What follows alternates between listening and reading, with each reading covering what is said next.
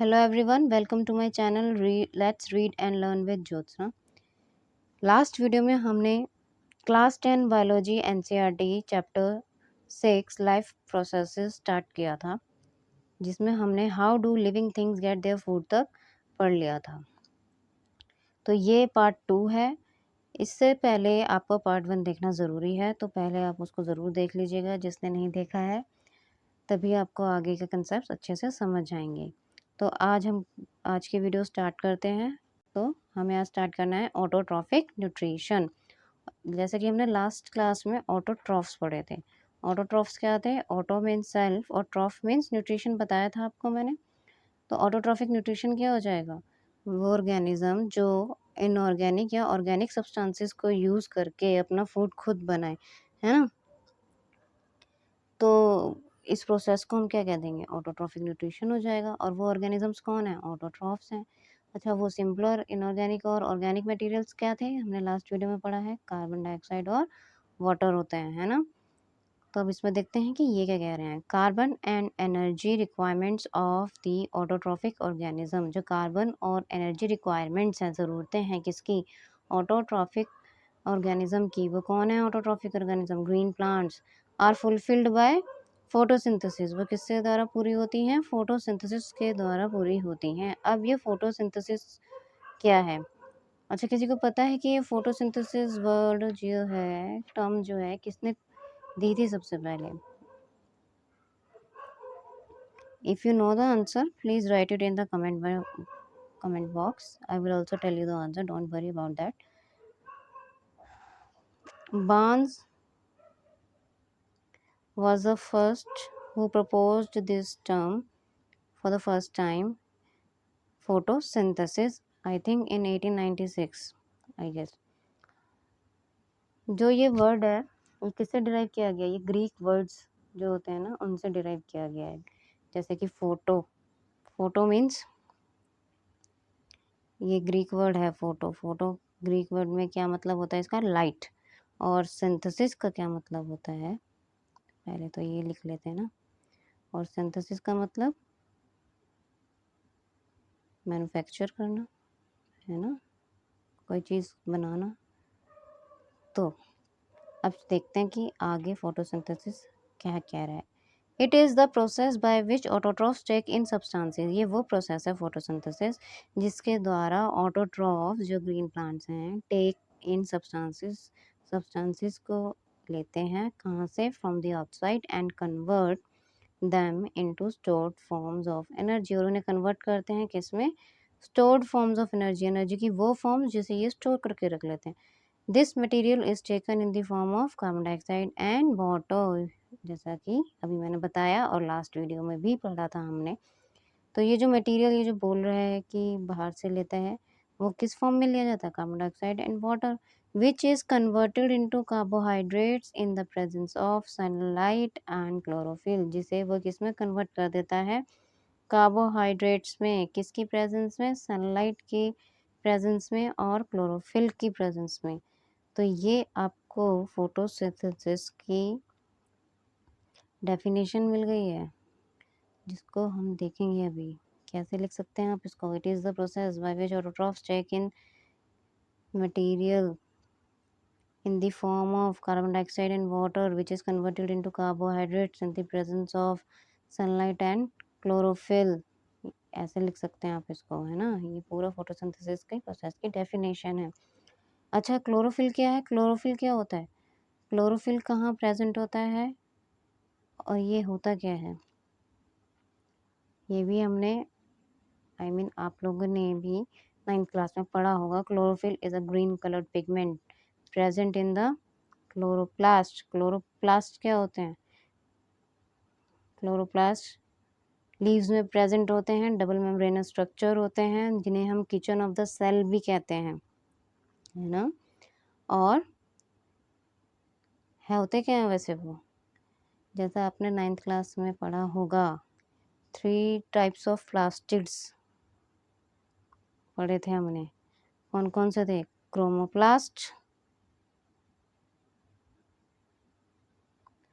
Leucoplast और third क्या था? क्लोरोप्लास्ट ही था थर्ड, क्लोरोप्लास्ट। अब तीनों में डिफरेंस क्या है? Chromoplast are the plastids that are coloured, यानी कि हम कहेंगे colored plastids are called chromoplast, whereas leucoplast are those which are colorless plastids, and chloroplast is the green color plastid, right? याद आया?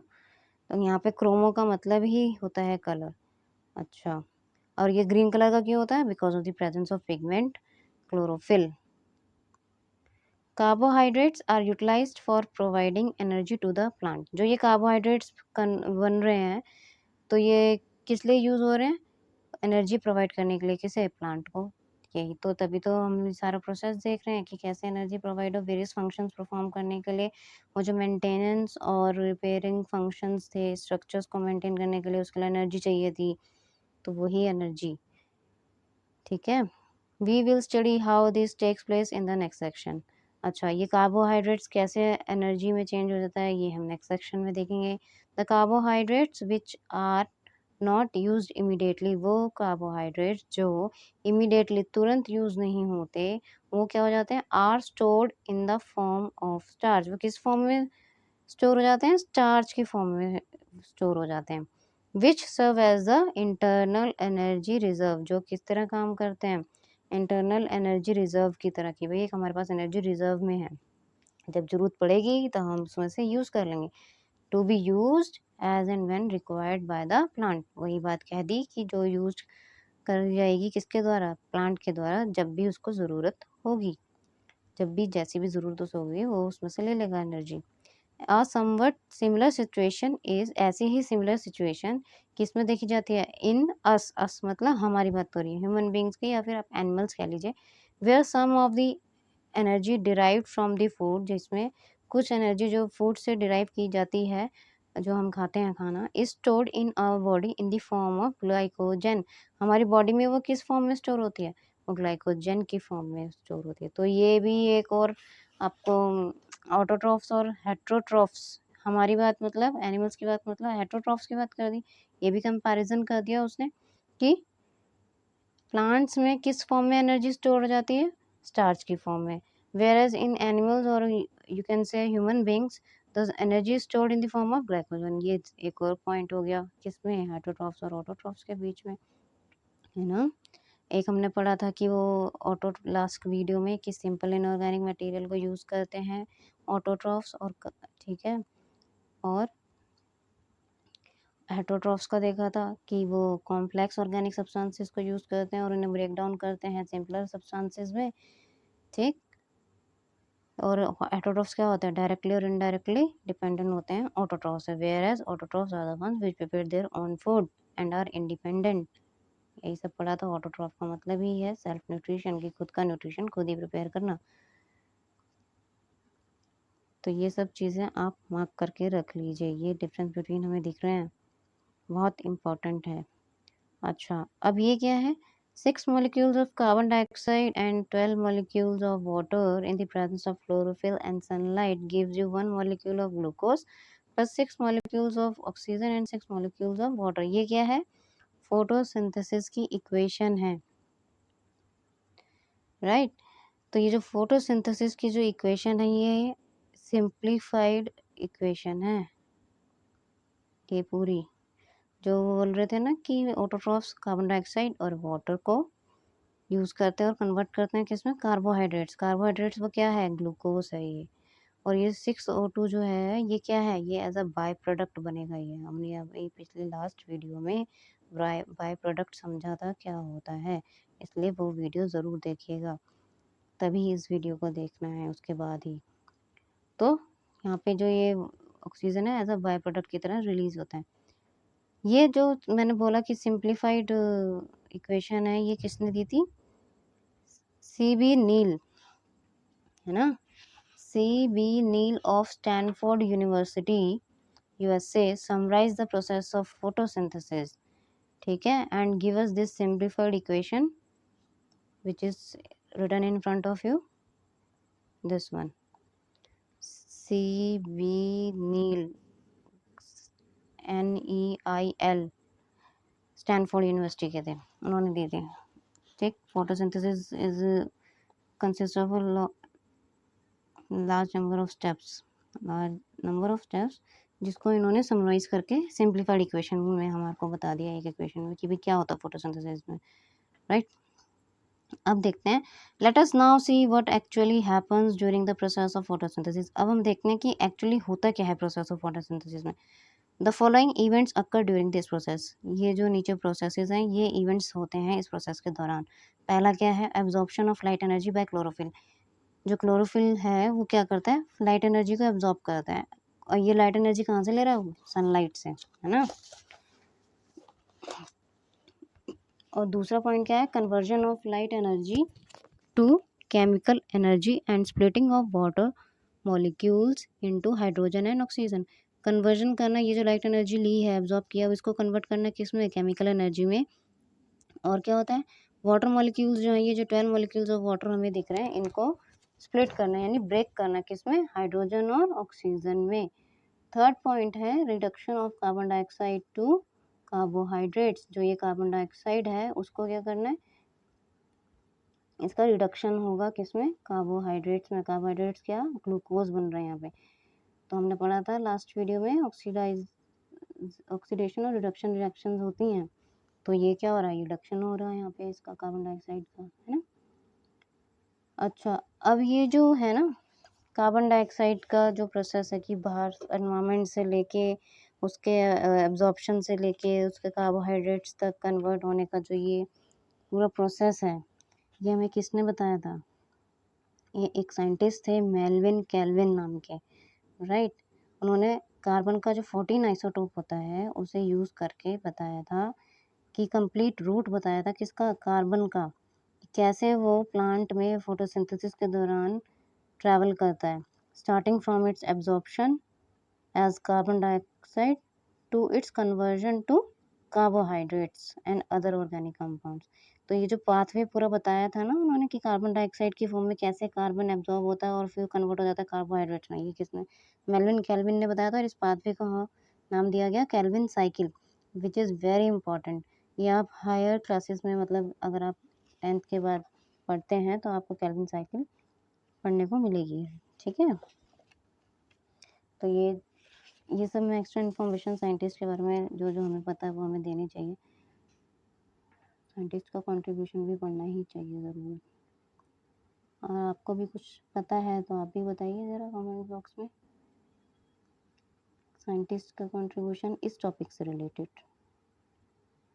Also I would like to mention कि ये जो हमने लास्ट वीडियो में ग्रोथ ऑफ प्लांट्स की बात की थी, तो कौन से हमारे इंडियन साइंटिस्ट थे जिन्होंने प्लांट की ग्रोथ को मेजर कर सकें, ऐसा एक इंस्ट्रूमेंट बनाया था। Does anybody know the answer of this question? If you know, then please write it in the comment box. देखते हैं किस किस को पता है। J.C. Bose was the first scientist, Indian scientist who invented an instrument to measure the growth of the plant. क्या नाम था उस इंस्ट्रूमेंट का, क्रेस्कोग्राफ, है ना। These steps need not take place one after the other immediately. ये जो 3 steps अभी हमने ऊपर पढ़े हैं, ये ज़रूरी नहीं है कि एक के बाद एक इमीडिएटली तुरंत ही हो जाए, ठीक है, इसी ऑर्डर में। For example desert plants take up carbon dioxide at night. जैसे कि जो डेजर्ट प्लांट्स हैं वो कार्बन डाइऑक्साइड कब लेते हैं, नाइट में लेते हैं। एंड प्रिपेयर एन इंटरमीडिएट, और एक इंटरमीडिएट प्रिपेयर कर देते हैं जिससे क्या होता है, एनर्जी जो एब्जॉर्ब करी है, energy absorbed by the chlorophyll during the day, वो जो है उस इंटरमीडिएट में अपना काम करती है, एक्ट करती है उस इंटरमीडिएट में, ठीक है ना। तो देखा एक काम हो रहा है, जो क्लोरोफिल का काम है एब्जॉर्प्शन ऑफ लाइट एनर्जी, वो कब हो गया, वो दिन में हो गया। जबकि जो एब्जॉर्प्शन ऑफ कार्बन डाइऑक्साइड है, जो कार्बन डाइऑक्साइड को एनवायरनमेंट से लेने का जो स्टेप है वो कब हो रहा है, वो हो रहा है रात में। तो एक के बाद एक तुरंत नहीं हो रहा है, गैप है बीच में, ठीक है, यही समझाना चाह रहा था वो। Let us see how each of the components of the above reaction are necessary for photosynthesis. तो अब देखते हैं कि ये जो कंपोनेंट्स हैं अबव रिएक्शन के, अबव रिएक्शन कौन सी, जो फोटोसिंथेसिस की रिएक्शन है उसमें जो कार्बन डाइऑक्साइड है, वाटर है, क्लोरोफिल है, सनलाइट है, ये जब तक नहीं होंगे तब तक हमें कार्बोहाइड्रेट यानी ग्लूकोज नहीं मिलेगा। ठीक है, वो रिएक्शन नहीं होगी ना, तो इम्पोर्ट क्या ये जो कंपोनेंट्स है क्या होंगे, sunlight, chlorophyll, carbon dioxide and water चाहिए होगा। तो ये नेसेसरी हैं फोटोसिंथेसिस के लिए। कितने नेसेसरी है देखते हैं और कैसे।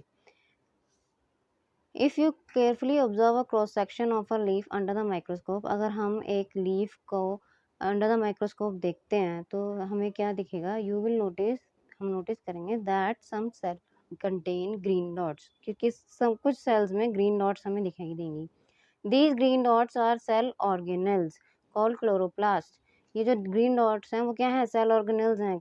कौन से ऑर्गेनल्स, क्लोरोप्लास्ट, अभी बताया था डबल मेम्ब्रेनस स्ट्रक्चर होता है, ठीक है, जिसके अंदर क्लोरोफिल होता है, ग्रीन कलर पिगमेंट, ठीक। और क्लोरोप्लास्ट का भी बताया था ना कि किचन ऑफ द सेल भी बोलते हैं। Let us do an activity which demonstrates that chlorophyll is essential for photosynthesis. अब एक्टिविटी करके दिखानी है जिसमें हम ये डेमोन्स्ट्रेट करेंगे, ये दिखाएंगे कि क्लोरोफिल जो है ज़रूरी होता है फोटोसिंथेसिस के लिए। उससे पहले हम ये लीफ का जो डायग्राम है एक बार इसको समझ लेते हैं, है ना। तो इसमें दिखाया है कि ये जो लीफ का जो ये सरफेस है इसको बोलते हैं लैमिना या फिर लीफ ब्लेड भी बोल सकते हैं। ये वेन है, ये मिडरिब है, ये सबको पता है, आप लोगों को पहले क्लासेस में पढ़ चुके हैं। अभी फ्लोएम और जाइलम क्या है, ये भी 9th क्लास में पढ़ चुके हैं। फ्लोएम और जाइलम में क्या होते हैं, ये वेस्कुलर बंडल्स बोलते हैं इन्हें, और ये कैसे होते हैं, ट्रांसपोर्टिंग टिश्यूज होते हैं।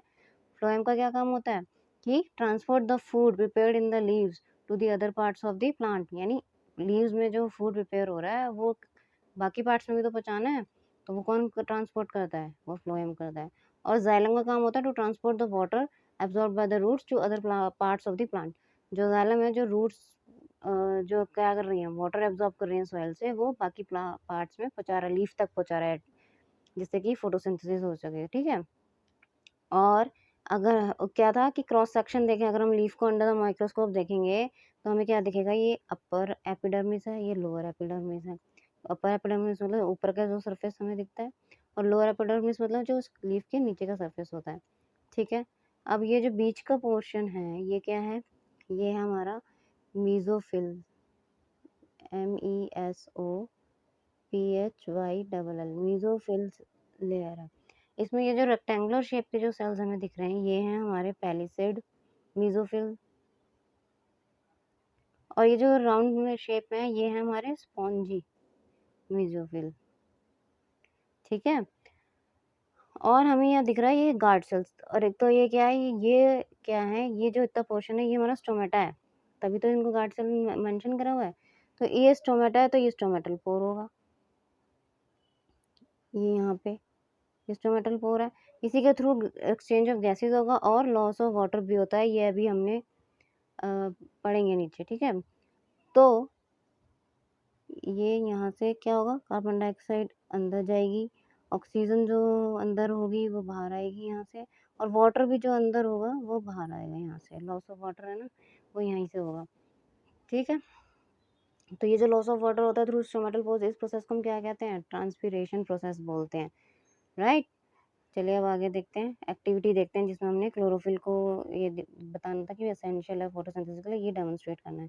Activity 6.1, take a potted plant with variegated leaves. एक प्लांट लेना है, गमला लेना है जिसकी लीव्स कैसी हो, वेरीगेटेड लीव्स। वेरीगेटेड लीव्स मतलब कि लीव पूरी ग्रीन ना होके उसमें कुछ कलर ग्रीन हो और कुछ पार्ट जो है येलो कलर का होना चाहिए, जैसे कि यहाँ पे देखिए कुछ पार्ट इसका ग्रीन है और कुछ येलो कलर का है, मतलब ये येलो नहीं किसी और कलर का भी हो सकता है। तो ऐसे एग्जांपल कौन से हैं, मनी प्लांट हो गया और क्रोटोन्स लिखा हुआ है यहाँ पे, ठीक है। अब क्या करना है, इन प्लांट्स को in a dark room for 3 days, इनको रखना है 3 days के लिए डार्क रूम में जहाँ पे सनलाइट ना हो, so that all the starch gets used up, जिससे कि जितना भी स्टार्च है, ठीक है, स्टोर हो जाता है ना क्लोरोप्लास्ट में, लीव्स में, तो वो क्या होगा, यूज़ हो जाए सारा का सारा। तो हम ये क्या कर रहे हैं, ये प्रोसेस को हम क्या कहेंगे, डी स्टार्चिंग बोल रहे हैं, क्योंकि हम स्टार्च को रिमूव कर रहे हैं एक तरीके से कि सारा यूज अप हो जाए, ख़त्म हो जाए। तो ये प्रोसेस हो गया destarching. Now keep the plant in sunlight for about 6 hours। अब इस प्लांट को हमें 6 घंटे के लिए सनलाइट में रखना है। Pluck a leaf from the plant, अब लीफ लेनी है, उसकी तोड़ लेनी है, mark the green areas in it and trace them on a sheet of paper, और फिर उसमें मार्क कर लेना है जहाँ जहाँ पे भी ग्रीन एरिया है वहाँ पे हम मार्क कर लेंगे, जिससे कि हमें बाद में जब हम पूरा एक्सपेरिमेंट कर लेंगे तो पता चल जाए कि जहाँ जहाँ पे ग्रीन कलर था वहाँ पे क्या चेंजेस आए। Dip the leaf in boiling water for a few minutes, अब लीफ को बॉइलिंग वाटर में थोड़ी देर के लिए रखना है। After this immerse it in a beaker containing alcohol, फिर उसके बाद एक दूसरे बीकर में उसे ट्रांसफर कर देना जिसमें अल्कोहल हो। Carefully place the above beaker in a water bath and heat till the alcohol begins to boil. तो अब ये हमने एक बीकर ले लिया, इसमें अल्कोहल है, इसी में लीफ भी है। अब इसको हमने किस में रखना है, वाटर बाथ में रखना है, यहाँ पे नीचे पानी पानी है, ठीक है। तो अब इसको जब हीट करेंगे हम तो बॉयल करना शुरू करेगा ये सब। तो जब तो हमें लीफ को इसमें रखना है। What happens to the colour of the leaf, अब क्या होगा लीफ के कलर को, what is the colour of the solution, और सॉल्यूशन का कलर क्या होगा। Now dip the leaf in a dilute solution of iodine for a few minutes, अब इस लीफ को थोड़ी देर के लिए आयोडीन के डाइल्यूट सॉल्यूशन में रखना है। अब डाइल्यूट सॉल्यूशन क्या होता है, डाइल्यूट और कंसंट्रेटेड सॉल्यूशन में क्या डिफरेंस होता है, ये आप लोग जिसे भी पता है वो कमेंट बॉक्स में लिख के बता सकता है, देखते हैं किसी से बताया, ठीक है। Take out the leaf and rinse off the iodine solution, अब लीफ को निकाल देना है और उसे रिंस कर लेना अच्छे से, ठीक है, जैसे कि सारा जो आयोडीन सॉल्यूशन है उसका वो रिंस ऑफ हो जाए। अब observe the colour of the leaf and compare this with the tracing of the leaf done on the in the beginning, अब हम कलर जो है लीफ का वो ऑब्जर्व करेंगे ये क्या हो गया है, एंड कंपेयर दिस, और फिर हम उसे कंपेयर करेंगे जब हमने वो जो उस पर ट्रेसिंग की थी, मार्किंग की थी, भी कहाँ कहाँ पे ग्रीन पार्ट है उससे। What can you conclude about the presence of starch in various areas of the leaf, अब हम इससे क्या कंक्लूजन निकाल सकते हैं, किसके बारे में, स्टार्च की प्रेजेंस के बारे में in various areas of the leaf, leaf के अलग अलग एरियाज में, अलग अलग एरियाज का यहाँ पे क्यों बोल रहे हैं, क्योंकि हमने दो कलर की लीफ ली थी जिसमें कुछ पार्ट ग्रीन था और कुछ पार्ट दूसरे कलर का था। तो एक तो हमने जब लीफ को वाटर में रखा था, बॉइलिंग वाटर में, वो क्यों रखा था, ठीक, और क्या कर हमने क्या किया था, अल्कोहल में रखा उसके बाद, तो वो क्यों रखा हमने बॉइलिंग अल्कोहल में और ये सब क्यों किया, जिससे कि हम क्या कर सके, क्लोरोफिल को रिमूव कर सके, ठीक है। और उसके बाद हमने उसको आयोडीन सॉल्यूशन में इसलिए ट्रीट किया जिससे क्या होगा, क्या होता है, क्यों करा ऐसा, क्योंकि हमें स्टार्च की प्रेजेंस देखनी है। तो हम क्या ऑब्जर्व करेंगे, अब जो पार्ट जो ग्रीन थे ना, वो जब आयोडीन सॉल्यूशन के साथ हमने ट्रीट करके निकाला है तो वो ब्लू ब्लैक कलर का हमें दिखेगा, और जो नॉन ग्रीन पार्ट्स थे, ठीक है, लीफ के, वो ब्राउन कलर के हो गए होंगे अब, ठीक है। ऐसा क्यों हुआ, क्योंकि जो सेल्स हैं, इसका रीज़न ये है, जो सेल्स जिनमें क्लोरोफिल था वो फोटोसिंथेसिस करेंगे क्योंकि क्लोरोफिल प्रेजेंट है, ग्रीन कलर के जो पार्ट्स थे, ठीक है, और स्टोर करेंगे फूड को स्टार्च की फॉर्म में, फूड बनेगा और वो किस फॉर्म में स्टोर हो जाएगा, स्टार्च की फॉर्म में। ये हम पहले पढ़ चुके हैं कि जो ऑटोट्रॉफ्स हैं वो फूड को किस फॉर्म में स्टोर करके रख लेते हैं, स्टार्च के, स्टार्च ग्रेन्यूल्स जो हैं क्लोरोप्लास्ट में स्टोर होके रख लेते हैं वो। अब क्या होगा, और जो स्टार्च है वो क्या करता है, ब्लू ब्लैक कलर देता है आयोडीन के साथ, वैसे भी जनरली भी। तो तो इससे हमें पता चल रहा है कि क्लोरोफिल जो है नेसेसरी है फोटोसिंथेसिस के लिए, ठीक है। अब क्या करना है, नेक्स्ट हम देखते हैं क्या है।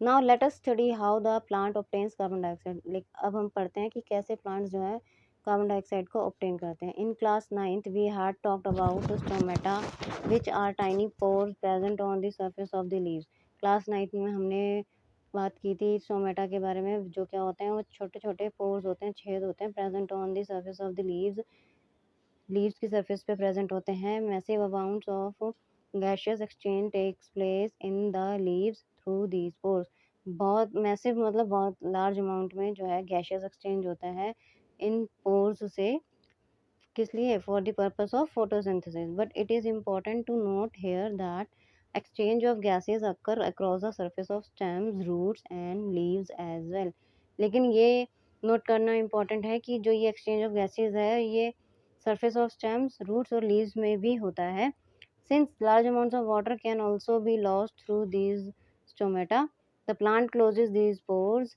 When it does not need carbon dioxide for photosynthesis, क्योंकि जो है लार्ज अमाउंट ऑफ वाटर, बहुत अमाउंट में पानी जो है कैन बी वो लॉस्ट हो सकता है through this stomata, in stomatas के थ्रू। तो प्लांट क्या करता है, इन पोर्स को क्लोज कर देता है। कब, जब उसे कार्बन डाइऑक्साइड की ज़रूरत नहीं होती है फोटोसिंथेसिस के लिए। The opening and closing of the pore is a function of guard cell. जो ये ओपनिंग और क्लोजिंग हो रही है इन स्टोमेटल पोर की, वो किसका फंक्शन है, ये गार्ड सेल्स का फंक्शन है। और गार्ड सेल्स क्या है, ये देखिए डायग्राम दिया ही हुआ है इन्होंने। तो गार्ड सेल्स क्या है यहाँ पे, ये रहे, 1 मिनट इसको थोड़ा सा नीचे कर लेते हैं। ये गार्ड सेल, ये जो येलो कलर के बीन शेप्ड दिखा रखे हैं, ये गार्ड सेल्स हैं। ये बीच में जो जगह है वो क्या है, स्टोमेटल पोर है, ठीक है। और ये जो ग्रीन कलर के सेल्स दिख रहे हैं ना, ये एपिडर्मल सेल्स हैं। लीफ की जो एपिडर्मिस है ना, उसके सेल हैं, एपिडर्मल सेल्स हैं, एपिडर्मल।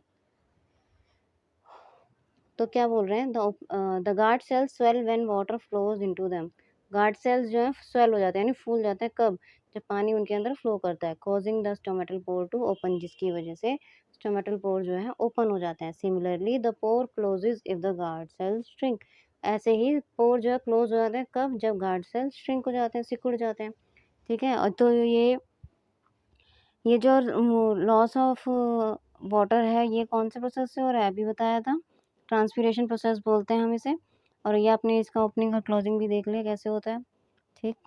तो ये स्टोमेटल पोर्स के थ्रू गैशियस एक्सचेंज होता है। अब नेक्स्ट पढ़ते हैं हम एक्टिविटी 6.2। इसमें भी क्या करना है, इसमें भी हमें 2 गमले लेने हैं जो सेम साइज़ के हों। दोनों को फिर से डार्क रूम में रखना है 3 दिन के लिए। अब now place each plant on separate glass plates. अब दोनों प्लांट्स को अलग अलग ग्लास प्लेट्स पे रख देंगे। Place a watch glass containing potassium hydroxide. अब क्या है, एक वॉच ग्लास में जिसमें पोटेशियम हाइड्रोक्साइड है। पोटेशियम हाइड्रोक्साइड क्या भाई, क्या होता है वो, पोटेशियम का सिंबल होता है के और हाइड्रोक्साइड का होता है OH। तो KOH जो है फॉर्मूला हो गया पोटेशियम हाइड्रोक्साइड का। तो हमने क्या करना है, पोटेशियम हाइड्रोक्साइड को रखना है वॉच ग्लास में, और उस वॉच ग्लास को किसी एक गमले के साथ रख देना है, जैसे कि ये यहाँ पे हमने इस वाले के साथ रख दिया। अब दोनों प्लांट्स को हमने कवर कर दिया ये बेल जार्स से, ठीक है। और नीचे से इनको यहाँ पे वैसलीन लगा के इनके बॉटम में दोनों जगह सील कर दिया, जिससे कि एयर टाइट हो जाए। Keep the plants in sunlight for about 2 hours. अब इन दोनों को सनलाइट में रखना है 2 घंटे के लिए। Pluck a leaf from each plant and check for the presence of starch as in the above activity, ठीक है। अब हम दोनों ही प्लांट्स में से एक एक लीफ लेंगे, ठीक। ए वाले में से भी और एक बी वाले में से भी। ये ए वाले में से भी, इसमें से, दोनों से हम लीफ लेंगे। क्या करेंगे, और हम देखेंगे कि प्रेजेंस ऑफ स्टार्च को चेक करेंगे, जैसा कि हमने ऊपर वाले 6.1 में एक्टिविटी की थी। कैसे की थी, आयोडीन सॉल्यूशन के साथ उसे ट्रीट किया था। तो अगर स्टार्च प्रेजेंट होगा तो ब्लू ब्लैक कलर हमें दिख जाएगा, और नहीं होगा तो ब्लू ब्लैक कलर हमें नहीं मिलेगा आयोडीन सॉल्यूशन के साथ ट्रीट करने के बाद। Do both these leaves show the presence of the same amount of starch. क्या ये दोनों he leaves same amount of starch की प्रेजेंस को दिखाएंगी, या but can you conclude from this activity, क्या कंक्लूड किया जा सकता है इन दोनों ही एक्टिविटीज से। तो देखिए हमने क्या करा है, जो लीफ हमने ए पार्ट से, ए वाले प्लांट से ली है, उसके साथ में हमने KOH रखा था, ठीक है। तो KOH का फंक्शन, KOH को क्यों रखा है, जिससे कि वो एब्जॉर्ब करता है कार्बन डाइऑक्साइड को, ठीक है, इसलिए रखा था, जिससे कि जितनी भी जार में कार्बन डाइऑक्साइड प्रेजेंट अंदर रह गई होगी, वो सारी कार्बन डाइऑक्साइड वो KOH एब्जॉर्ब कर लेगा, पोटेशियम हाइड्रोक्साइड एब्जॉर्ब कर लेगा। तो क्या होगा, जब सनलाइट में हमने उनको रखा तो फोटोसिंथेसिस हो जाना चाहिए था। अगर कार्बन डाइऑक्साइड इम्पोर्टेंट नहीं है तो कार्बन डाइऑक्साइड तो एक जो सेटअप ए है उसमें तो होगा, था ही नहीं कार्बन डाइऑक्साइड, लेकिन सनलाइट भी थी, क्लोरोफिल भी था, ठीक है। और पानी तो वो रूट से ले ही रहे होंगे क्योंकि हमने गमले रखे हैं ना, तो सॉइल में पानी ही होगा। तो तीनों चीज़ तो है, बस एक हमने कार्बन डाइऑक्साइड हटा दी वहाँ से KOH की हेल्प से। जबकि जो बी वाला प्लांट है उसमें सब कुछ था, प्लांट्स, क्योंकि हमने उसमें KOH नहीं रखा था साइड में, तो उसको सनलाइट भी मिली, कार्बन डाइऑक्साइड भी मिली, वाटर भी, और क्लोरोफिल तो है ही लीव्स में, ग्रीन कलर की लीव्स हैं। तो जो हमारे को लीफ ए प्लांट से हमने तोड़ी है, उसको जब हम आयोडीन सॉल्यूशन के साथ ट्रीट करेंगे तो वो हमें ब्राउन कलर शो करेगी। जबकि जो बी वाली लीव्स है उसको जब हम आयोडीन सॉल्यूशन के साथ ट्रीट करेंगे तो ब्लू ब्लैक कलर मिलेगा, जिससे हमें क्या पता चलता है कि जो बी वाला प्लांट था वहाँ पे फोटोसिंथेसिस हुआ और फिर स्टार्च बना, स्टार्च जो है स्टोर हो गया होगा, ठीक है, तभी हमारे को वो ब्लू कलर दे रही है ये वाली लीव्स। इसका मतलब है कि फोटोसिंथेसिस इसमें हुआ।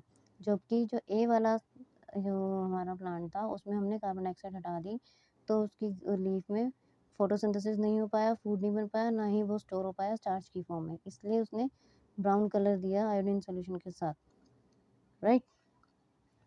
तो इससे हम ये कंक्लूड कर सकते हैं कि carbon dioxide is necessary for photosynthesis,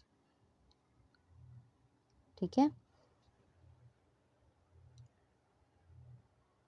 Based on the two activities performed above, we design an experiment to demonstrate that sunlight is essential for photosynthesis. इन दोनों एक्टिविटीज को जो हमने ऊपर परफॉर्म की हैं, क्या हम एक एक्सपेरिमेंट सनलाइट की भी सनलाइट एसेंशियल होता है फोटोसिंथेसिस के लिए, उसके लिए भी डेमोन्स्ट्रेट कर सकते हैं, ठीक है। So far we have talked about how autotrophs meet their energy requirements. अभी तक हमने क्या बात की है कि कैसे जो ऑटोट्रॉफ्स हैं वो अपनी एनर्जी की जो रिक्वायरमेंट्स हैं उन्हें कैसे पूरा करते हैं। But they also need other raw materials for building their body. लेकिन उन्हें दूसरे रॉ मटेरियल्स भी चाहिए होते हैं, किस लिए? अपनी बॉडी को बिल्ड करने के लिए। Water used in photosynthesis is taken up from the soil by the roots in terrestrial plants. जो वाटर जो फोटोसिंथेसिस में यूज होता है वो कहाँ से लिया जाता है? वो सॉइल से लिया जाता है। वो सॉइल से भी कौन लेगा? रूट्स लेंगी, है ना। किसमें? टेरेस्ट्रियल प्लांट्स की बात कर रहे हैं। टेरेस्ट्रियल प्लांट्स मतलब जो ज़मीन पे उगते हैं प्लांट्स। एक्वेटिक प्लांट्स, और एक्वेटिक प्लांट्स क्या होते हैं? जो पानी में। तो हम टेरेस्ट्रियल वालों की ही बात करें, तभी तो सॉइल से लेंगे वो। Other materials like nitrogen, phosphorus, iron and magnesium are taken up from the soil. बाकी जो मटेरियल्स हैं पानी के अलावा, नाइट्रोजन, फास्फोरस, आयरन, मैग्नीशियम, ये भी क्या होता है? इनको भी सॉइल के थ्रू प्लांट में ट्रांसफ़र किया जाता है रूट्स के through. Nitrogen is an essential element used in the synthesis of proteins. जो ये नाइट्रोजन है वो क्या है? एक एसेंशियल एलिमेंट है। किसके लिए? सिंथेसिस ऑफ प्रोटीन्स के लिए और अदर कंपाउंड्स के लिए भी। This is taken up in the form of inorganic nitrates और नाइट्राइट्स। तो ये जो नाइट्रोजन है ये as it is atmospheric environment से ऐसे ही नहीं ले लिया जाता है। इसको किस फॉर्म में एब्जॉर्ब करते हैं प्लांट्स?